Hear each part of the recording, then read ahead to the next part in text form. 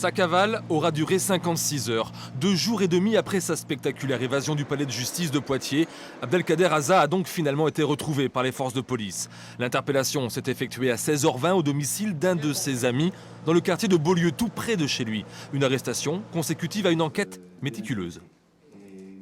À partir du moment où nous avons eu acquis la quasi-certitude que l'intéressé était avait quitté le périmètre du palais de justice de Poitiers, et nous avons retrouvé son cheminement, le cheminement qu'il avait pu suivre. Nous avons orienté nos recherches principalement sur son environnement et sur toutes les personnes qui étaient susceptibles de lui apporter un soutien logistique et notamment de défaire de ses menottes éventuellement.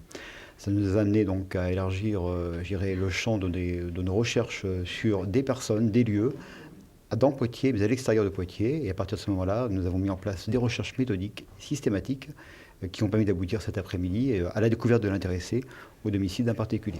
L'épilogue de cette affaire est un soulagement à la fois pour les policiers que pour le parquet de Poitiers, assez gêné jusque-là, car cette évasion a laissé des traces et beaucoup se demandent encore comment un homme a pu s'échapper de cette manière.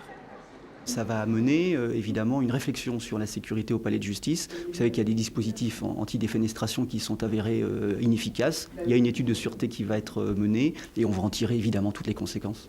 L'interpellation du fugitif s'est faite dans le calme. Abdelkader Aza n'était plus menotté. Lui et l'homme chez qui on l'a retrouvé ont été respectivement placés en garde à vue pour évasion et recel de malfaiteurs, deux délits qui encourent une peine maximum de 3 ans de prison. Les dégradations qui nous avaient été signalées, c'est le cheminement